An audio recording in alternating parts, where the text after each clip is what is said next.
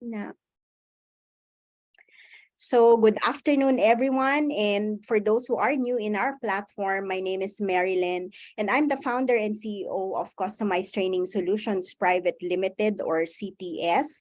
And of course, we are passionate about helping leaders and organizations who are continuous learners and action takers to transform and thrive in all aspects by co-creating, customizing, and contextualizing programs with our world-class resources. And we have served over 3,000 leaders from over 30 countries in different industries, including Petronas, Sony Mobile, PruLife UK, Ayala Group, Tencent, Jollibee Foods Corporation, Legato Healthcare, and Shell, to name a few. And again, thank you so much for coming on time, for those who are here already, to our mental health webinar. And again, as mentioned earlier by George, we would like this to be a conversation rather than just a training or a webinar. So please feel free to join us, ask your question, and share us your insights around this topic. So according to mental health experts, 2023 will be a lot crazier. So we will continue to see more loss of motivation, burnout, depression, anxiety, and even suicides. And sadly, this is just the beginning. And it can affect you, your family, your friends, your loved ones, or even your team if you're working in a corporate world, right? And so to find out what phenomena is driving this and why it's happening, and what can you do, of course, to prevent it? Mental health is not something that afflicts a particular group or profile, nor it's a funny matter. It's always good to stay prepared. So thank you so much, and congratulations for taking time to invest in yourself and be enlightened around this topic. And so just a bit of rules: maximize this by participating throughout the session, paying attention. If you can turn on your video, we will appreciate it. It's easier to engage that way. And of course, put your microphone on mute when listening, and unmute if you'd like to share your insights or questions. And most importantly, be present throughout the session. And of course, after the session, we will appreciate as well your feedback on how we can improve these kind of sessions. So without so much further ado, I'd like to introduce George Ramos. He'll be the one to assist and facilitate us on this program with almost 20 plus years in HR, organizational development, digital transformation, operations management, sales, and marketing. George has helped organizations solve business and human-centered problems in order for them to become better at what they do, using organizational and human dynamics as basis of change and development. George has worked with small to large enterprise, startups, freelancers, teams, both local, regional, and international, by helping them intently design and implement their journey relative to their business and organizational goals. In the past 5 years, George has focused his effort on specializing in digital transformation in B2B digital marketing, as he believes this is the final piece of true organizational development. And with that, I'd like to give the floor to George. Hey everyone, good afternoon, good morning to some of you, and good evening to some of you as well. Thank you, Marilyn, for that introduction. So I hope everyone is having a good time. Happy New Year, by the way. It's just like barely the 5th or the 6th day of January, and we're here doing this webinar. First and foremost, am I coming off as clear to you guys? Can you hear me? Can you hear me? Yeah. Yes. Volume sound okay? Yeah. Yes. All right. Here's the thing. I'd want to pretty much do a little bit of a pivot right now. Instead of me just trying to put on, a talking head from start to finish, I would rather have a discussion with everyone. I think I mentioned this a while ago to Marilyn. I'm more comfortable in hearing everyone's insights. So if there's anything that you'd like to share, if I ask a question, and if you want to ask a question, please feel free. There are no right or wrong answers. Our objective is to just pretty much understand what's going to happen this year, 2023, and how we'd be able to probably proactively address it. Again, mental health is not an issue that can be taken lightly.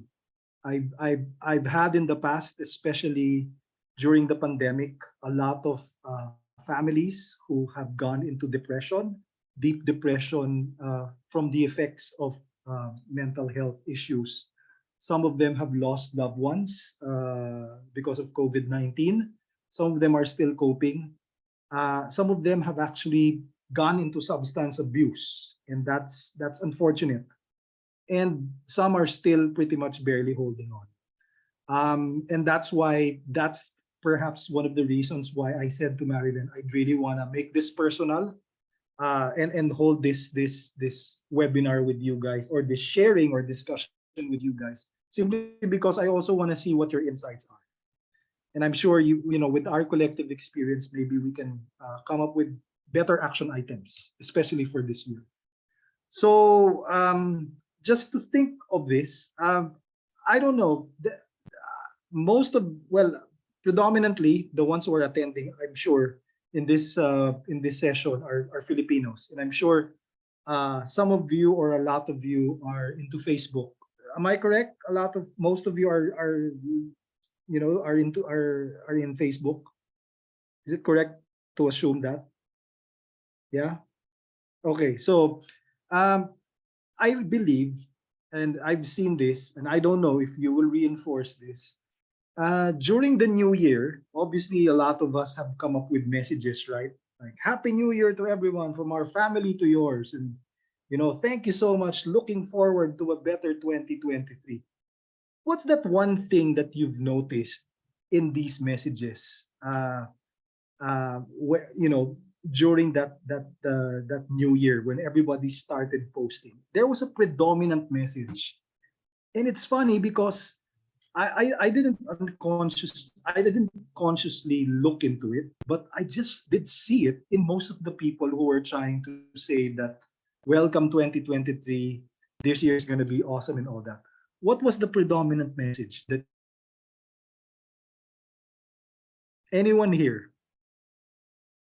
Because I did observe something, and maybe you might have observed this. And anyone who might have seen that message, or may have seen a recurring theme in the messages that came out either in Facebook or in LinkedIn. I'm a person who's more into LinkedIn than Facebook, but I've also seen it in LinkedIn, especially in social media. What was it? Any wild guess would do. Let's look at the chat. Sorry, I think there are a couple of people. Okay. Hope it's better. Yeah, nice. Hope it's better. It's better.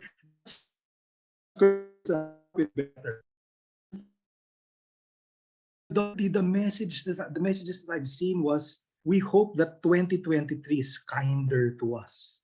I don't know why. I have no idea. For some reason, I think there were a lot of people 2022.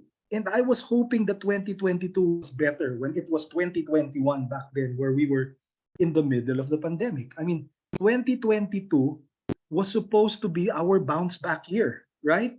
It was supposed to be our bounce back year. It was already the time when everyone had their vaccines, were already traveling, businesses were starting to open. Heck, even there were concerts. There were so many concerts outside. And it was supposed to be a bounce back year. But for some odd reason or the other, I saw a lot of messages. And mind you, these are not just random messages. Probably around 90% of the messages that came out on social media was, we hope that 2023 is kinder. And that actually spurred me to find out what's going on. And we actually did some research, and in fact, it gave us that conclusion that, yeah, based on study, 2023 might even get worse, because there's something going on. And maybe I want to ask you guys, what do you think is it? Why did this happen? I mean, I want to find out from you first. Why did this happen? How come we actually got these instead of more, I thought that the messages that I was going to be expecting was, wow, 2022 was awesome. 2020, bring it on and all that. But unfortunately, I didn't see that so much. I saw some of it, but not all. Anyone who wants to give their insight? Anyone? Okay. What might be going on? Okay. So I'll probably just start. Let's start with the triggers. Okay. Yeah, there's somebody. There, Margaret, people are exhausted. Yes, yes, yes. I like your answer, Margaret. People are just so tired. I don't know where the tiredness is coming from, but maybe let's try to break it down. I believe, and you are correct, Margaret, that generally people are tired right now. We're just exhausted. I think the exhaustion might come from maybe just because we came from a pandemic, but I think there's more to that. And let's take a look at these triggers. Here's the first one. I think, and I've seen this as well, earning a living is much more difficult right now. And I think what you've said, Margaret, people are tired. It's just much more difficult right now. Um, when we say earning a living is much more difficult right now, let me give you a short anecdote or a short something from the past. I remember around 2000 when I was still very young and an HR professional in a company. Uh, and I belong to a company that does financial services. I belong to a company called AIG or AIA right now. It was funny because it's the insurance industry. I was bear witness to a lot of parties, a lot of occasions, a lot of celebrations, left and right, every week. If I'm not mistaken, I'd be in like 3 to 5 parties nonstop, either in the evenings, either in the early afternoons, and even on the weekends. It's either teams going out to team buildings, people going out celebrating. There was just so much money. I don't know, for some reason, there was just so much money back then. People were spending left and right. I remember because it was the year 2000 when also, especially here in the Philippines, when the business process outsourcing companies started to come in. And the workers were just rewarded with just so much stuff, so much reward in their salaries. The lifestyles became upgraded. You would even see Christmas parties raffling off cars or automobiles. No joke. But apparently right now, I don't know. I've the past Christmas parties that I've been seeing are a little bit somber. People are, again, it's bootstrapping mode. For some reason or the other, the past 20 years, from the time that it was so prosperous. And again, I'm not an economist to actually give you all the data and all, but apparently right now we're feeling that earning a living is much more difficult. And coupled with what's gonna happen or what's happening right now is what you call the recession. The recession which is being driven obviously by a country called the United States, and other places aside from the United States are actually experiencing. And I think the recession was a byproduct of COVID-19 or the pandemic that we faced. We know that a lot of industries had to pivot, a lot of industries closed. I personally know a lot of businesses that actually didn't make it. There, even the popular ones, like here in the Philippines, even restaurants that were once very popular, you would actually see that there was closure signs already. You'd go to the malls while everything is pretty much free. Everyone is like free to go around these days. The traffic in the malls isn't that much anymore compared to the traffic that you had 2 years or 3 years before the pandemic. And obviously, all these had what you call an economic impact. And when we say recession, we're talking about the ability or the buying power of a person to actually keep a certain lifestyle, to simplify it. And I remember back then, 2 or 3 years ago, now everything's like so expensive. So we're all feeling the crunch. And I think that's what's causing some of the exhaustion. People are pretty much, having to work double hours. I bet even those who have been working remotely have felt that the work that they're doing is actually doubled or quadrupled more than they were in the offices 2 or 3 years ago. Just because you had to be on call every time and you couldn't focus solely on something because you had to focus on work first. If you wanted to digress or you wanted to spend time with something else like your family or watch something entertaining, you just couldn't put your focus there because your focus was eventually with work. And I think that's taking a toll on us, especially our mental health. Another thing that I've noticed is the jobs are becoming more complex. And I'm sure, feel free to give your insights on this one. I'm seeing, because of the advancement of technology, most of the jobs that were popular back in the day are no longer here with us. In fact, I can very much give you proof of that one. People who are in the training industry. I'm sorry, Marilyn, you're into training and consulting, but I'm sure you've felt this. There's so many people right now, training providers, and I know because I was with HR, and pretty much we would vet or we would screen training providers to provide programs for our people, for our organizations back then when I was with corporate. Right now, all these service providers are really struggling. They couldn't get people to go to their workshops. They've been downsizing. Most of the training jobs have been lost because you can just pretty much go to Udemy, sign up for an online course which is self-paced with higher quality, and you can actually take another online course that other online courses that gives you better value. That's one. And then also I'm seeing a lot of like there are newer jobs that are flourishing right now, like more into data analytics. If before a person, I would see the hiring status or I would see job portals or job boards before, if it was all customer service representative. Right now I don't see that word anymore. It's either a leads generation expert, inbound or outbound, or what you call a client success associate. And a client success associate doesn't just do phones. They're actually not just doing telemarketing. They're actually analyzing data. They're doing upselling. It's more complex, and the pay hasn't really changed. In fact, the pay has remained for those, and some are even lower. Especially for the ones that actually just came out as a trend 3 or 4 years ago. I know because example would be digital marketers or social media marketers.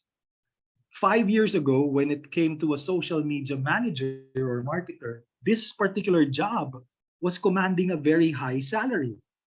Right now, I mean, you can just probably get somebody in Fiverr who you can just pay for like what, $10 per job or project, and you can get things done with the same amount that you would be paying somebody as a full-time employee. And it's funny because technology should have been, I know that technology is helping us and we're actually getting a lot of it, but it's also providing so much demands on the workplace. Because especially last this year is the most especially this year when I'm sure you guys are aware of ChatGPT. ChatGPT is an open artificially intelligent platform, much like Google, but it's more AI than Google, meaning it actually gives you answers based on your intent, and it gives you more accurate and very clear answers compared to Google, wherein you have to sift through information. This one just gives you what you want, and a lot of jobs are even going, perhaps the way of the dodo if this thing or this AI progresses, because it does a lot of things. In fact, Microsoft owns this incubator or this startup, and they're actually integrating Bing with AI to directly compete with Google. So who knows what happens in the next 3 to 5 years. But that being said, everything is more technology driven. Things are becoming more complex. We thought that smartphones would be helping us, but now it feels that everything is just too multitasking, and it bears so much on our mental health. Excuse me. And here's another thing: relationships have become more demanding. I don't know if you guys would agree. And when we say relationships, it's not just relationships in the workplace. We're talking about relationships at home. Uh, People want more time, but we just couldn't give more time. I don't know what's preventing us from doing so. And when you say demanding, most of our needs have actually, either increased into something else or progressed or evolved into something else, that it's become more of a demand when it comes to other parties. Either it's your relatives, your friends, your office mates, your spouses, your children. Uh, and I'm sure you're noticing this. And one example might be, you know, uh, I have a 13-year-old son. Um, 2 or 3 years ago, I remember, he was into because he's 13 years old, he was into Nerf guns or Nerf rifles. I'm sure you know about those Nerf rifles.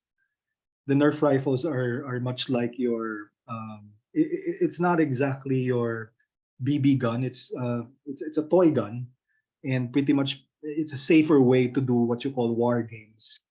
And he loves that. He has this very deep passion for that. And one of the things that I've asked him before was, I can give you the latest models of this one. Just make sure that your grades are good. And he's actually maintained it really well. He's actually first in class, and that's really good. But apparently, after 3 years, now it's changed. Now he's into guitars and music. So he plays an electric guitar. I gave him a guitar last year, and he's into that. And most of the demands are different now. So before, if it was grades, now it's something else. Aside, he's bargaining. Can't I just study and just come up with passing grades instead of being in the honor roll? I mean, we negotiate with that. But as I mentioned, things have been changing, and uh, so much of these are driven maybe by technology or by something else. And relationships have become demanding as well. Health issues are also increasing. It's funny because what used to be, I know a lot of people are into fitness right now, but there's also a lot of people who have problems with hypertension, problems with diabetes, problems uh, with kidney disease, with disorders or whatever, and even cancer. And I'm sure some of you may even have loved ones who are going through this, or relationships that are going through it. It's difficult, and for some reason or the other, they've just increased. Um, Maybe it's the food or the lifestyle that we have, but it's increasing. And mind you, for a person who's facing this by themselves, if they have those issues, it's difficult, especially those who are affected by those issues, which are their loved ones or their friends or their close relatives. So these things actually create what you call triggers in mental health. There's also social media, which can be toxic. I'm sure you guys, I think this year or latter part of last year, I've decided to take what you call a social media detox.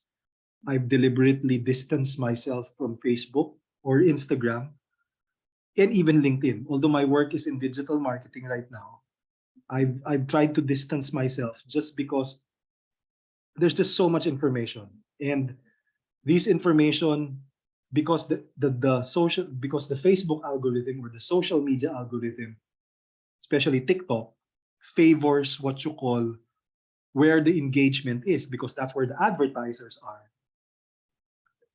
Even if it's crazy, even if it's twisted, even if it's not good for the rest of humanity, people patronize it and the algorithm just pushes it. And it can be toxic because it can be the root cause of cancel culture.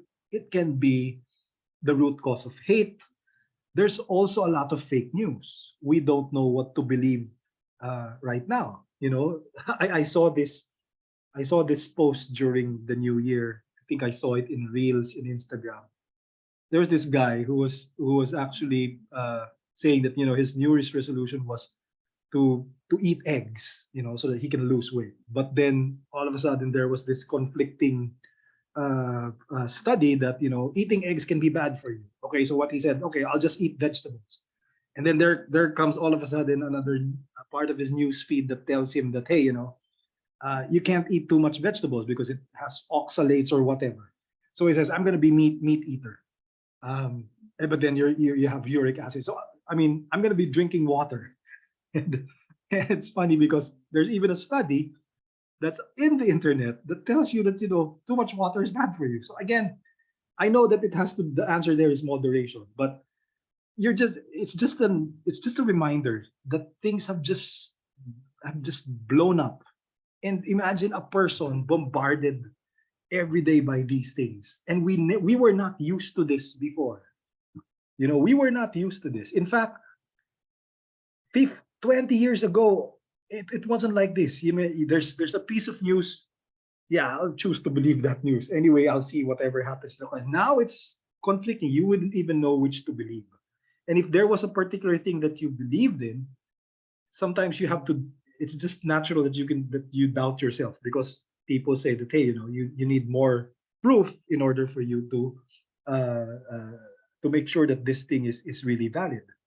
So again, social media can really just be toxic, and everyone is just facing. I mean, I'm sure we are very much aware. 10 years ago, the rising cases of ADHD in all countries have just been exponential, and I think this has also been a product of not just social media but also gadgets or screens, right? So it's sad. And imagine if a person is caught in a problem right now, and then he's bombarded by all this stimuli. And again, everyone has something to say. Right now, I think part of the exhaustion that we're feeling is there's just so much opinion out there. I mean, the good ones have something to say, and even the bad ones have something to say. So it's really just, the age of discernment. And imagine a person having the conflict of having to discern correctly. So I think that's taking a toll on mental health. Any questions and any insights that you'd like to share uh, based on what I just uh, said to you? Anyone? We were supposed to discuss, but I had to take, just take things. Okay. We will really appreciate your participation. Feel free to give your insights, ask your questions throughout the conversation, supposedly a conversation. But I really appreciate, George, how you actually gave us the summary, or like the things that are affecting us, that causes mental health. Issues, yeah. Yeah. Actually, those are just the triggers. We haven't looked at the red flags yet. But yes, these are the things. I mean, if you look at everything in totality, these are the things that are pretty much bothering us. I like what Margaret told us. We're tired. We're just tired. And I can't claim, or I don't know, somebody can claim here that, hey, George, I'm not affected with that. Good for you. But me, I feel the exhaustion. I feel that. And I don't know if everyone here also feel the same way. Or, Yeah. well, how about you, Marilyn? What are your thoughts on this? Yeah, I mean, I really appreciate how you've actually itemized the triggers that may cause the mental health issues, right?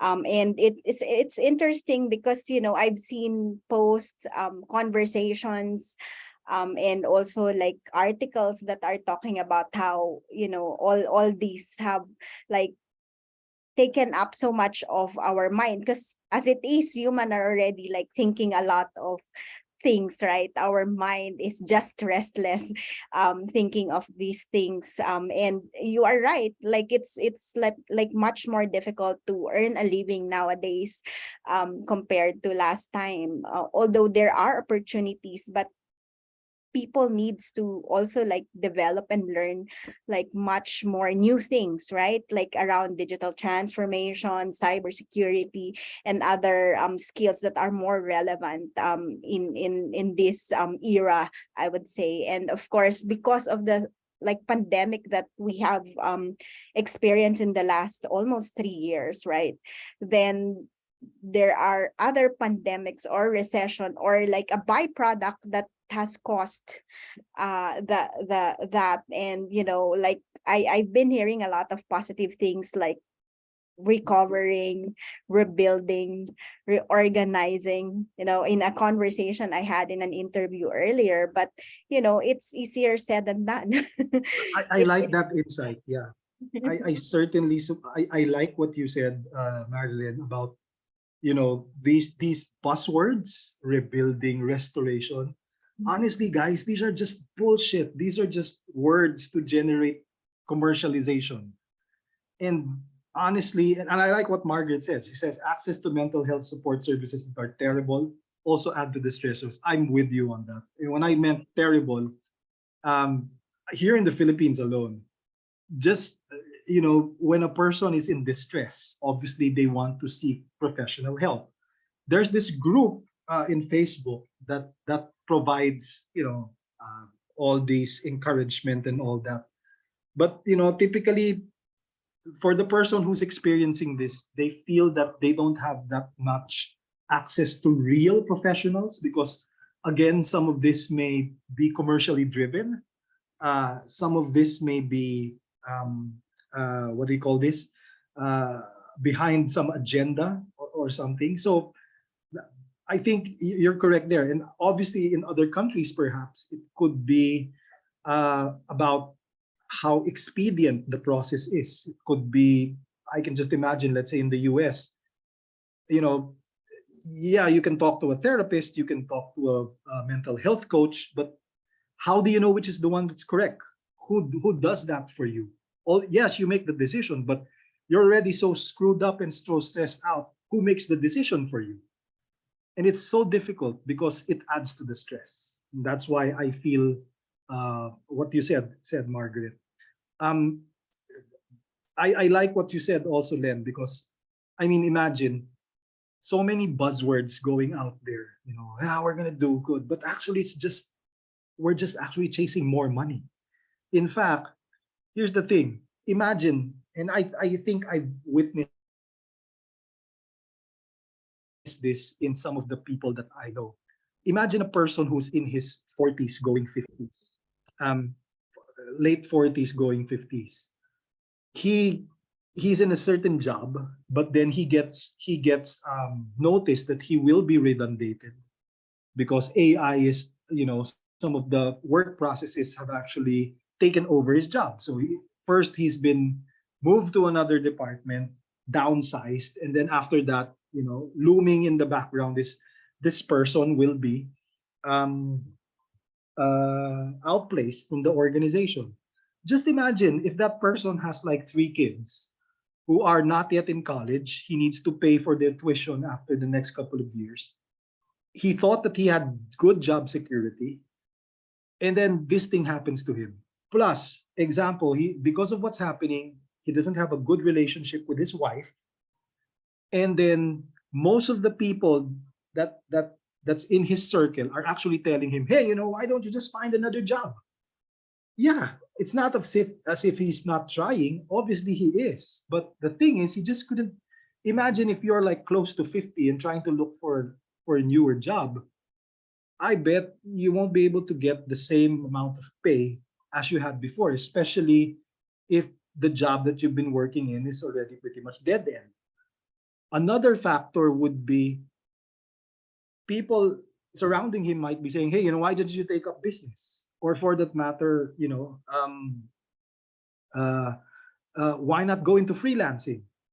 For the person who's already in that scenario right now, of losing his job or about to lose his job, for somebody to tell him you need to study something else, and it's not in his DNA to do that. I mean, that's the reason why he actually went into a job in the first place. It's going to be so overwhelming for him. So I can just imagine the pressure that the person is feeling. So that's just an example. And I think a lot of us are feeling that pressure in the workplace, most especially because people are asking us to do more. You know, quality issues, your boss. I mean, I remember before when I was working with IT, the stand up meetings were like twice a week. Now it's daily. It's daily stand ups, it's 1 hour meetings in the teams in order for you to become more productive. And even work trackers right now, because I've been working remotely and I see some of these companies who are outsourcing, you know, the work trackers are already embedded in your browser. And it actually takes screenshots of you while working. So there's like Big Brother looming over you, trying to see if you're working or not. And you have to log that time in order for you to submit your billable rate and get paid. And this is actually generating pressure, a lot of pressure into the workforce and everybody else. Margaret says it's not only support online, mental health services in person provided by governments are in terrible state based on medication and tick boxing, soul destroying for those who are struggling. Um, okay, let me just look at it. Yeah, let me just read it again. Okay. Margaret said it's not only support online, mental health services in person provided by governments are in terrible state based on medication and tick boxing, soul destroying for those struggling. I agree with you, especially because, I mean, I hate to say it, most of these medications are also driven or lobbied by these pharmaceutical companies.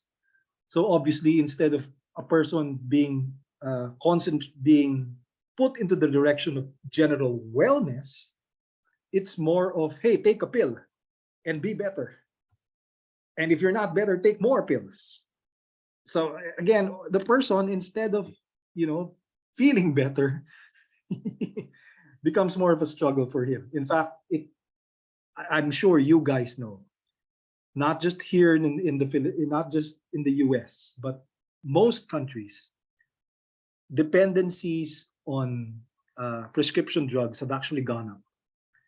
And it's not just because drug companies are fueling the spike, but it's also the demand. And most of these doctors or the medical professionals are even encouraging it because somehow, at the end of the day, they also have something in it. So yes, you are exactly correct with that. Let's look at another. Roman says, screens offer instant gratification, which discourage children from regulating themselves, and parents are too self-absorbed or tired to interact. That's correct. I remember, and I know, Roman, you have something, another sentence, but I'll go to the first part.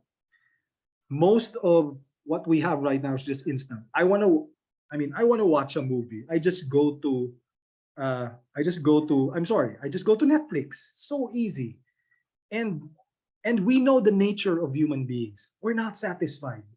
Hello, that's why that's why there's this thing called binge watching. I remember before when I was young, I used to wait for a week to go for the next episode of, let's say, I'm too old, guys, but I'm sure some of you here in this chat room might relate. I used to watch Knight Rider or The A-Team, which is like old TV shows from the 80s. And, it takes us a week to wait for what's going to happen in the next episode, right?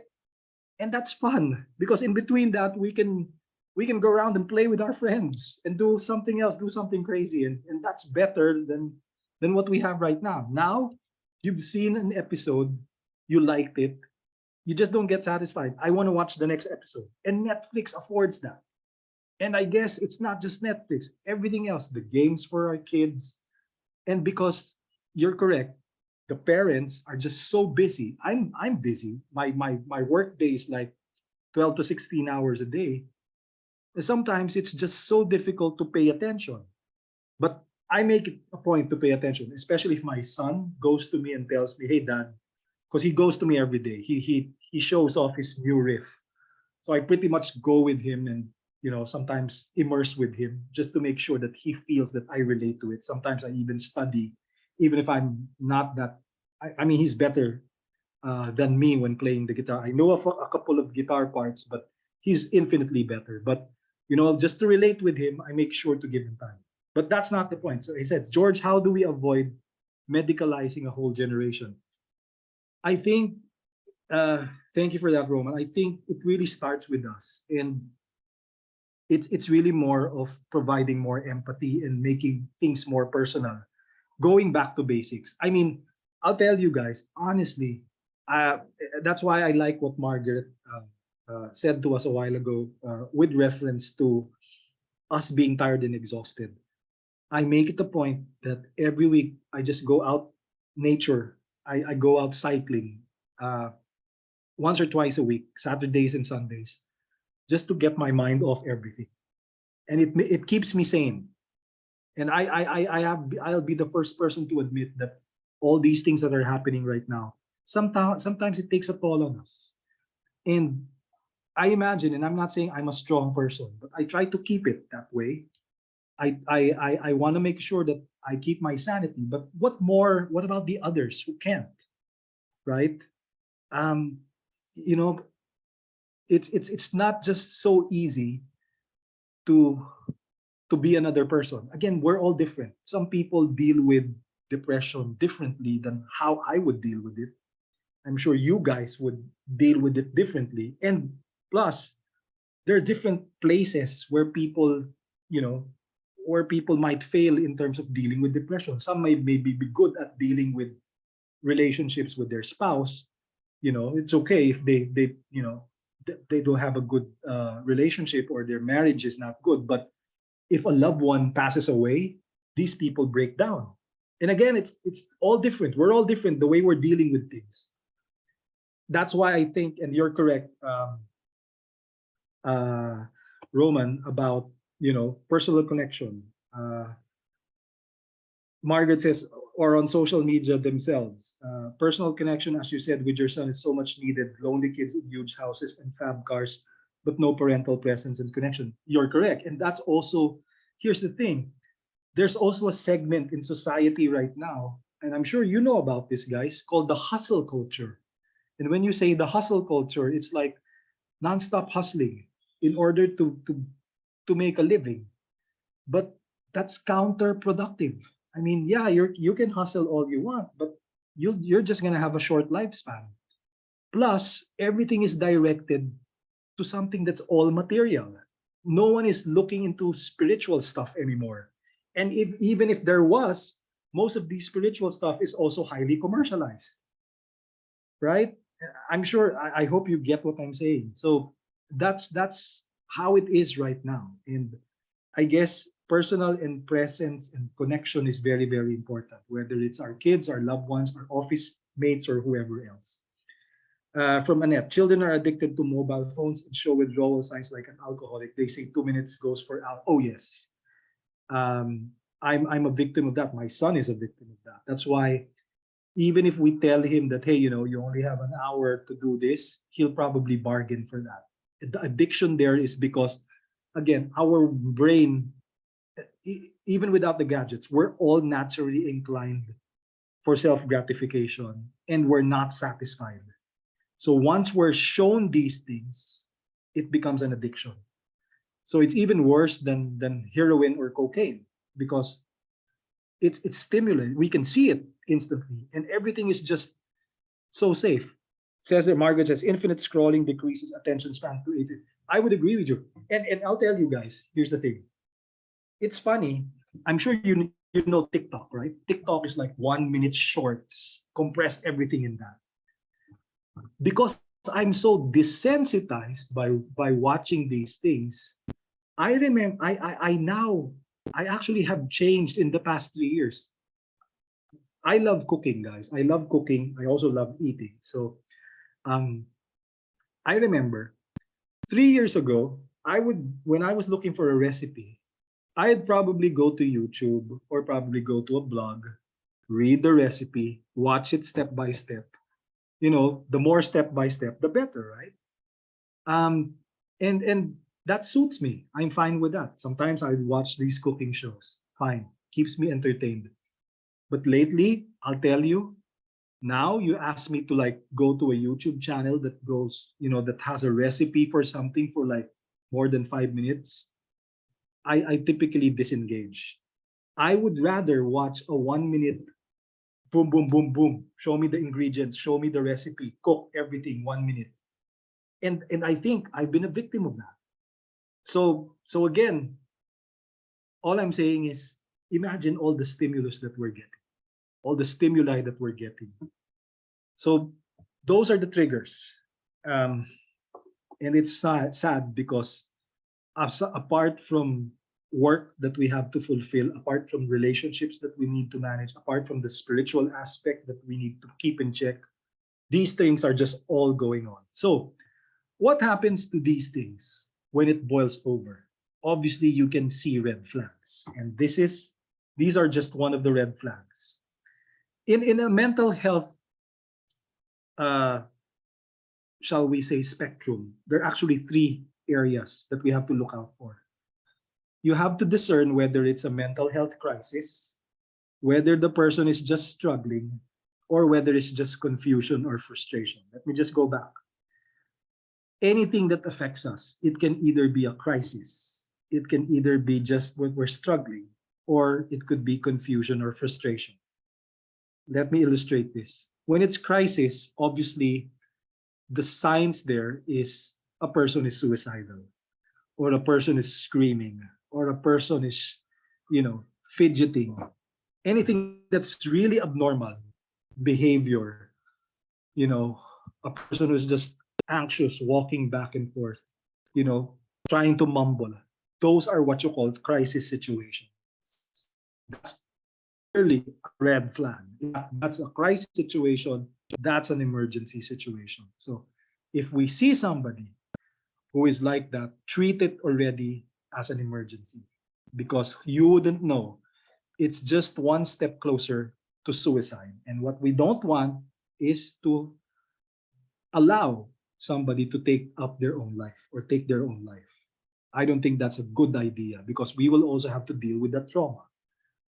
So that's crisis. So how do you now differentiate that to somebody who's struggling? With struggling, it's you actually the behaviors associated with the struggling pattern is people tell you exactly how they feel and they're not okay with it. So if a person outright tell you, you know what, I'm just on my wits end, I think I'm going crazy, that's already a sign of a person saying that they're struggling. All right.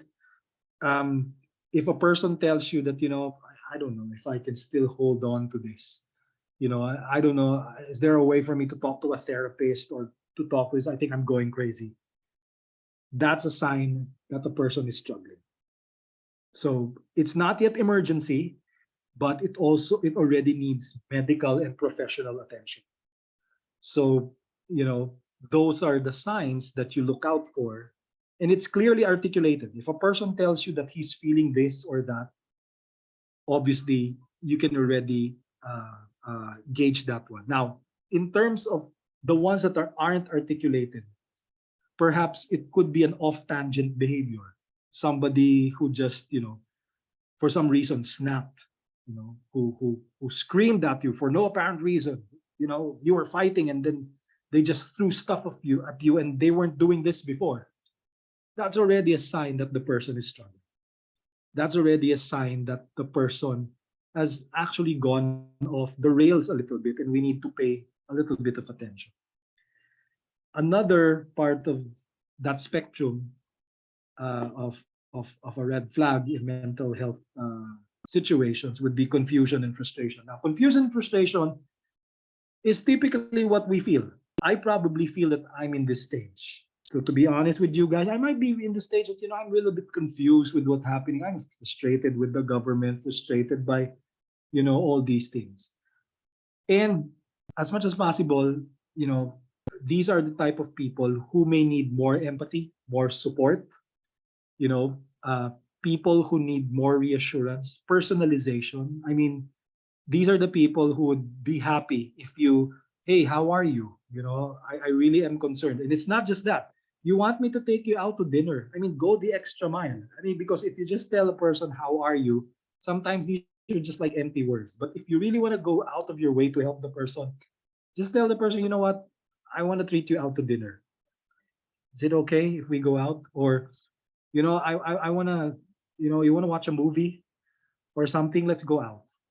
I think these are the type of people who would benefit from these types of relationships, personal, relationships, by being with someone, being able to vent out the frustration, because at least you'd be able to also gauge if that person is going into the next stage, which is struggling, or even worse, a crisis situation. So those are the three stages that you look out for, and the following are the red flags. Obviously, it's changes in mood and behavior. If you see a person who's been erratic in terms of their moods or behaviors, and it especially comes uh, like in a span of just 1 month. And I'll give you an example. My neighbor, I've noticed before, he was really okay. We used to chat, we used to talk, but then apparently after 1 month, I did notice that he's been a little bit uppity. He's a little bit edgy. And then I realized, I asked him, I did ask him, hey man, I observed that somehow you've been having these episodes of bad moods. Would you mind if you tell me what's happening? And he did open up, and he did say that something was going on with his marriage and he needed help. So I think those are one of the things that you should be mindful of. And if you're to ask me, what should be done with these people, it all depends. I can't answer that, but the universal answer is to be more empathic, to provide more support, and again, to be more human. I think that's just it. The things that we've lost because of these gadgets, because of social media, I think it's best to bring it back into relationships. And instead of having an opinion, because of social media, we're also driven to so much opinion. I would think it would be better if we just sit down and listen. And that would help people more. Um, there you go. Difficulty functioning. And when you say difficulty functioning, certain routines aren't followed. People have begun to change their patterns. Those are the things that you look out for. Changes in sleep patterns as well. If a person used to have 8 hours of sleep, now it's reduced to 3 hours. There's only two things bothering him. Either it's physiological, you know, something, a medical issue hounding that person, which we should also look into, because a lot of people are really good at hiding their medical issues, because some people are just afraid to just go to the doctor, and go to a checkup or a workup to find out if there's something wrong with them. It's our duty, if we see these changes, whether it's in sleep, whether it's in normal routines, to actually ask the person, hey, are you all right? Because I've been noticing that you've been doing this and you weren't doing this before. It's not that I'm intruding, but I just want to make sure that you're okay. Because if not, I can help you. Let's visit a doctor, let's visit somebody, just to make sure that you're well. And I think, things like that we have to be very conscious of, especially right now, because all of these degenerative diseases are on an all-time high. You name it: diabetes, hypertension, cancer, kidney disease, heart disease, and all the other stuff. So despite all the fitness videos that you're seeing, diseases are just so high right now. Here's another one: changes in appetite or in weight. Usually it's physiological, but it also has a bearing on mental health. So let's be mindful of this. And here's another one: difficulty concentrating. This could be because somebody, and I know this, I've been with a friend who lost her sister to COVID-19. And I remember seeing that person first time I met her. Um, every time she talks, she could no longer hold the thought. And I think part of that, and I did ask her, I noticed that somehow you have difficulty concentrating. And she did tell me that, most of her thoughts were focused on the sister who passed away. So all I'm saying is, anything that goes off normal, it's our duty to make sure that every person is all right and okay. And of course, thoughts of self-harm or suicide. This is the worst, and this is in crisis mode. Next question there is, what do you do, George, if you feel that somebody is in this scenario? Obviously, make sure to seek professional help. Now, the question there is, should you be offering advice? I would say no. We are not in the position to offer advice simply because we are not professionals. We can never offer advice to somebody who is in self-harm or suicide mode, simply because most of the advice that we'll probably give may only be toxic positivity, which they don't want, or it could go the other way around. They don't want to hear anything negative. So, to be safe, the best way is to get that person help. Mental health professional, get that person to an emergency. If the person you see is already in the act of doing it, make sure that we restrain that person from doing it. Because again, it's a matter of life and death. Obviously, substance abuse is another red flag. So if you've seen somebody having erratic behavior, try to also probe deeper if that person is doing substance abuse. Because again, that can be a very, uh, uh, shall we say, red flag that we have to watch out for. Okay, so hold on. Let me just stop sharing. I think, yeah. Okay, so I think I'm done. Are there any questions so far? We're almost done. It's been an hour and I really want to get your insights.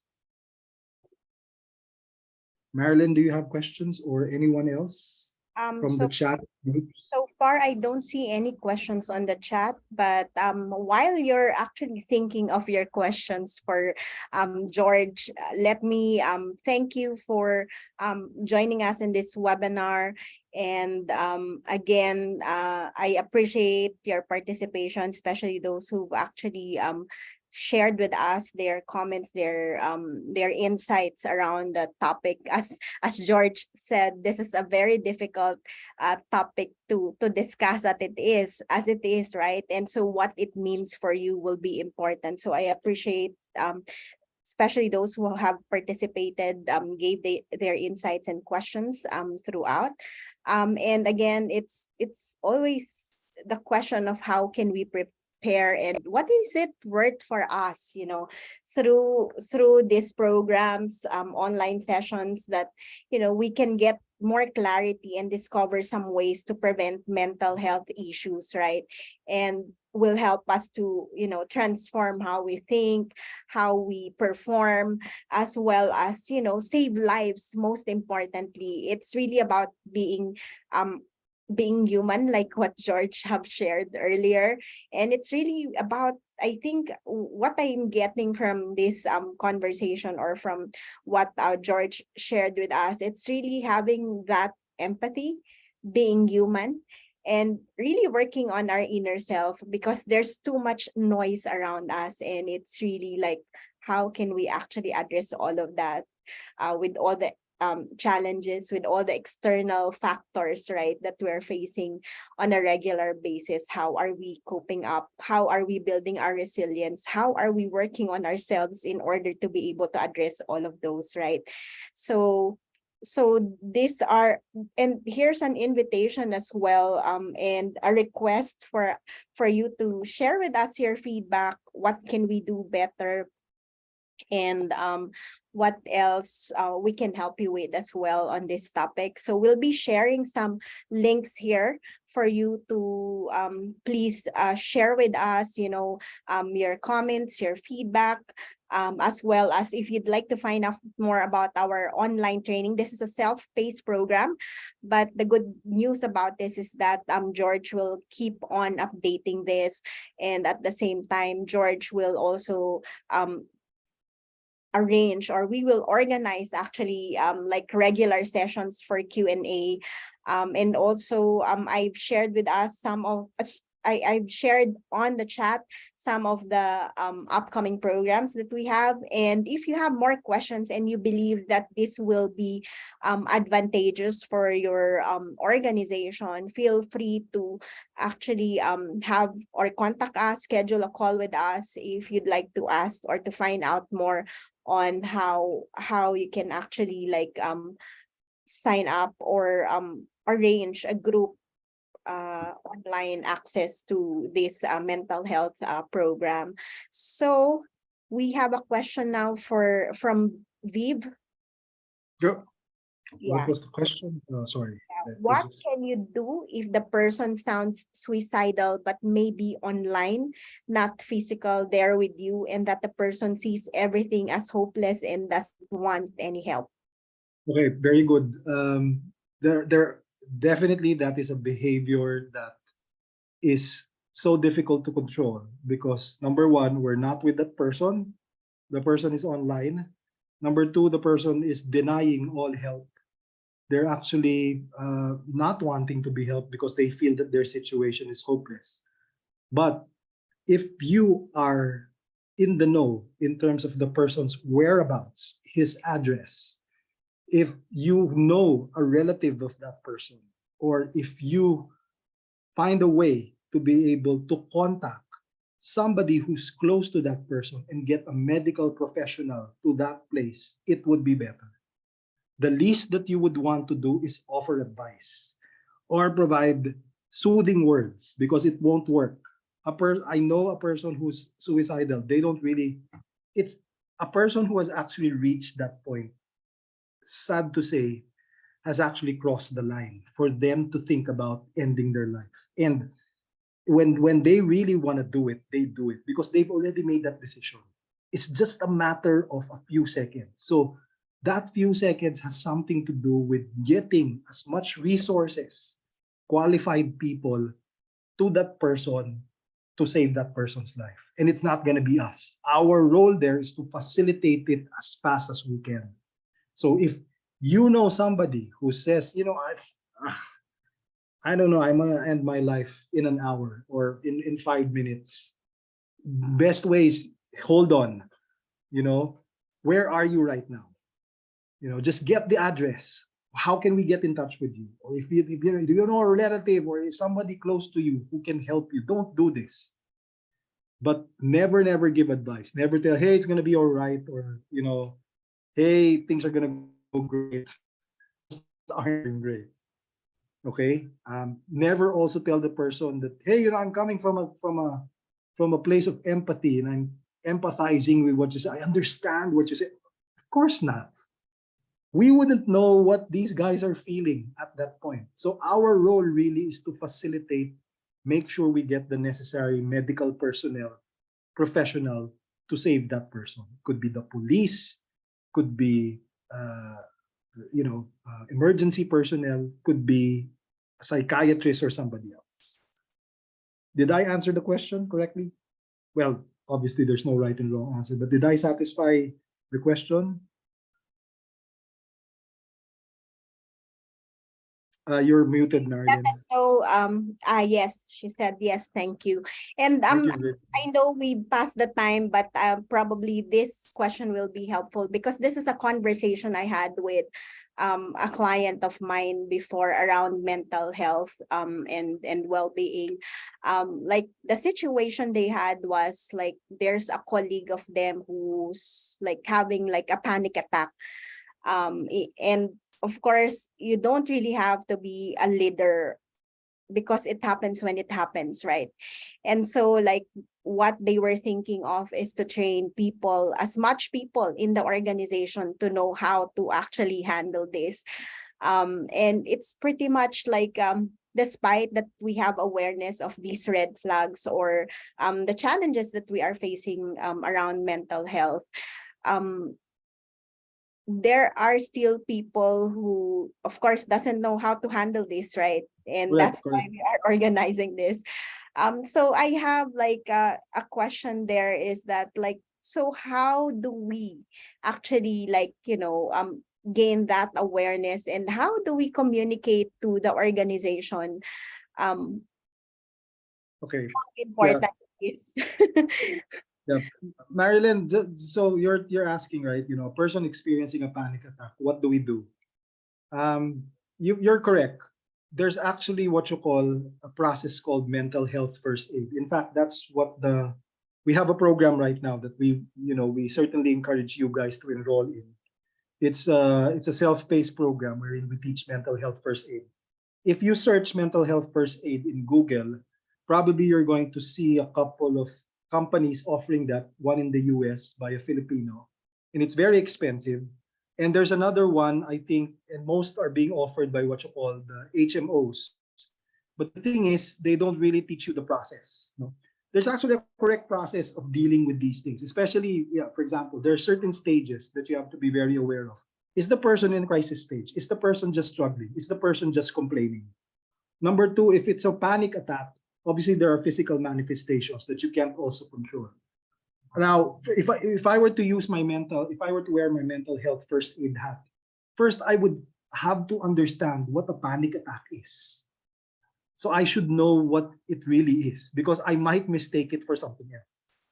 And that's what the program can teach you. It can actually help you recognize what the panic attack really is. What does it look like? And what you should do in a panic attack is, number one, make sure that the person is safe. That's the first thing. That when you say safe, make sure that the person doesn't harm somebody because a panic attack can escalate as well. Number two, make sure that the person doesn't harm himself because panic attacks can sometimes lead to self-harm, right? So that's the things that you have to be mindful of. And the third is to actually help the person calm down. And how do you help the person calm down? You don't offer advice. What you do is you sit down and you listen. Just listen. Just be prepared to listen. Um, Make sure that thanks Roman as well. If you have just questions, just let us know and we'll be more than happy to answer them. So going back, you just listen to the person or ask him questions that will let the person give you information. And that, I mean, for the lack of time, those questions, how to ask them, is being taught in the course. In fact, the course teaches you the whole first mental health first aid program. It's self-paced. Number two, it also teaches you the questions that you need to ask. Um, and it also teaches you the certain actions that you need to do depending on what you're faced with. So that's what the course is all about. But if you were to ask me how to deal with the person with a panic attack, I would say that I would pretty much make sure that the person is safe. I would make sure that the person won't harm himself. I would make sure that I listen to the person. And if possible, if the person wants to seek professional help, I would make that available to that person. If they don't want, it's okay. Because some people, the person says already, you know what, I don't want professional help. But some people still insist, no, you need the doctor, you need professional. No, just understand. Because if you were in that scenario and you articulated that, it means that it's true. You don't want professional help because there might be some underlying issues behind it or around it that makes you feel uncomfortable dealing with somebody who's professional. So the first step, keep them safe, listen to them first, and then assess how you'd be able to better help them. And again, it's not just only you. There are professionals out there that can help them, but you have to first understand which direction you'd like to point them correctly. True, true. Thank you so much for that answer. I really appreciate that. And I think that's a lot of companies or leaders are facing right now, especially that same with the question of Viv, that how can you help when you're online, right? So thank you so Yeah, much. online. And also, here's the thing, because we weren't trained, even with the, especially for the, I think we all, well, yeah, for Filipinos who are who we were just introduced to the Mental Health Act about 3 or 4 years ago. We're not, and most of these programs have not yet been promoted so much. People have no idea exactly what to do, and typically the default is, let's give just this, default it to HR. Mhm. HR will talk to you. But remember, if a person is in crisis situation, every employee in an organization should know how to administer mental health first aid. That's a must. In fact, it's part of the law. The Philippine law, the Republic Act tells that everyone should have should be equipped Mhm. to administer first mental health first aid. So that's one thing that everyone should be aware of. Yes, true. Similar to a conversation I have with a coach and counselor as well. Mm. Yeah. So it's really like, how are you equipping your team to handle such situations, right? So again, thank you so much, Thank George, you, for guys. answering Thank you. our Thank questions you. and also for the participation of our attendees. If you have any additional question, feel free to put in the chat. We are willing to stay a bit more to answer your questions. But if you don't have any question, this is the end of our session. If you need more help, feel free to get in touch with us. I have shared the links below. I hope everyone is seeing that. On your feedback. We will appreciate your feedback, as well as you can actually check out more details about the program that George has mentioned in order to address the situations around mental health.